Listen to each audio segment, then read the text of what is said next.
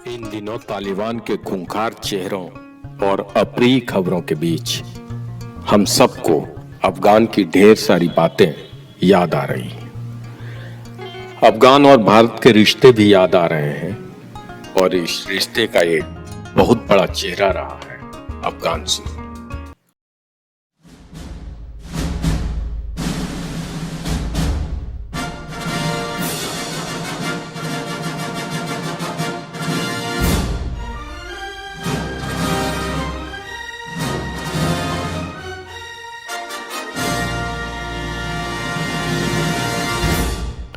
आपको याद है अफगान सुनो?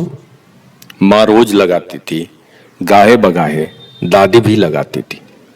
किसी उत्सव में या फिर किसी मेले में जाना हो तो ढेर सारी महिलाएं लगाती थीं, क्योंकि उस समय सौंदर्य प्रसाधन का सबसे बड़ा ब्रांड था अफगान सुनो, सौंदर्य की दुनिया का एक देसी चेहरा। क्या जमाना था अफगान सुनो का। जिसके मेकअप पैक में अफगान सुनो रहता था उसको लोग अलग ढंग से देखते थे। मुझे अभी भी याद है कि उसकी बोतल नीले रंग की शीशे की होती थी।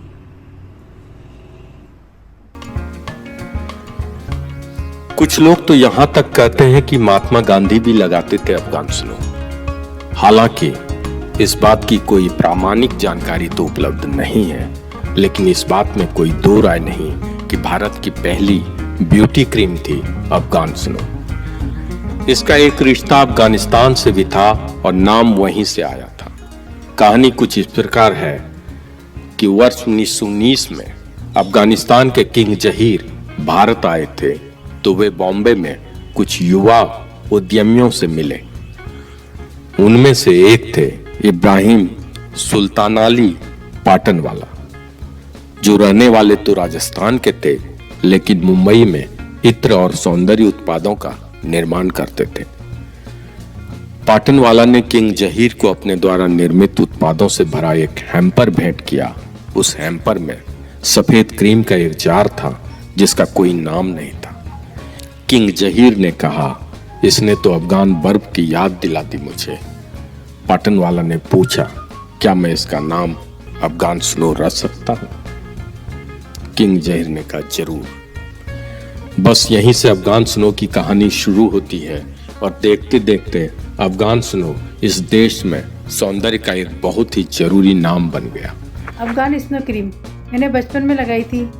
मुझे इसकी खुशबू बहुत पसंद थी। दरअसल इसे मेरी मम्मी लगाती थी और हमेशा कहा करती थी, इसको लगाने से चेहरे पे झुर्रियाँ नहीं पड़ती, मेकअप की तो ज़रूरत ही नहीं पड़ती है। सच कहूँ तो इसकी खुशबू मेरे जहन में आज भी बसी हुई है। मैं तो चाहती हूँ आज भी मुझे यह क्रीम कहीं मिले और मैं लगा। आजादी की लड़ाई में स्वदेशी अभियान के तहत जब लोगों ने विदेशी सामानों का बहिष्कार करना शुरू किया तो अफगान स्नो का भी बहिष्कार शुरू कर दिया, क्योंकि इसके विदेशी नाम और पैकेजिंग के कारण ये विदेशी उत्पाद लगता था। अफगान क्रीम के लिए कांच की बोतलें जर्मनी से आयात की जाती थीं और लेबल पर अफगानिस्तान के राजा का संदेश लिखा होता था। घबराए हुए पाटनवाला गांधी जी से मिले और बताया कि कैसे अफगान सुनो शुद्ध देसी क्रीम है। गांधी जी को पाटनवाला की बातों में दम नजर आया और उन्होंने अपने समर्थकों से कहा कि अफगान सुनो शुद्ध देसी क्रीम है, इसका बहिष्कार अनुचित है। यहीं से शायद इस बात को हवा मिली कि गांधी जी भी लगाते थे अफगान सुनो, लेकिन इसके बारे में कोई ठोस जानकारी उपलब्ध नहीं है, सिवाय इसके कि अफगान सुनो के मालिक पाटनवाला गांधी जी से मिले थे। देखते देखते पाटनवाला का अफगान सुनो इतना बड़ा ब्रांड बन गया कि 1952 में मिस इंडिया आयोजन का प्रायोजक अफगान सुनो ही था। यह प्रतियोगिता इंद्रानी रहमान ने जीती थी। अफगान सुनो ने परसिस खम्बाटा को भी प्रायोजित किया, जिन्होंने बाद में स्टार ट्रेक नाम की एक मशहूर अंग्रेजी फिल्म में अभिनय किया था। अफगान सुनो द्वारा प्रायोजित कुछ मशहूर अभिनेत्रियों में अभिनेत्री और गायिका तुंगुतरी सूर्यकुमारी और यशोधरा काटजू प्रमुख हैं। 1975 तक पाटनवाला भारतीय नौसेना के मिस नेवी कंसर्ट के प्रायोजक भी थे।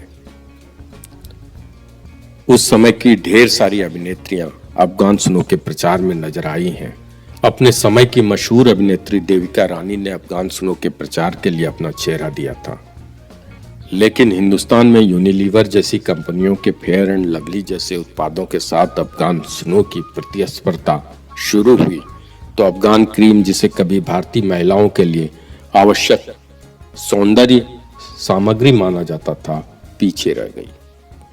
हालांकि इसकी पैकिंग बदली गई, फिर भी दुकान में अफगान स्नो मांगने वाले ग्राहकों में कमी आई।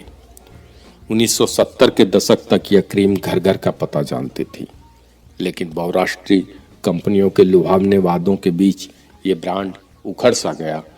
फिर भी अफगान स्नो अपने अतीत पर गौरव तो कर ही सकता है। लाखों भारतीय महिलाओं को इसने सपने दिखाए, और फिर इस देश पे ऐसा कौन सा सौंदर्य उत्पाद है जिसका नामांकन किसी किंग ने किया हो और जिसका समर्थन महात्मा गांधी ने किया।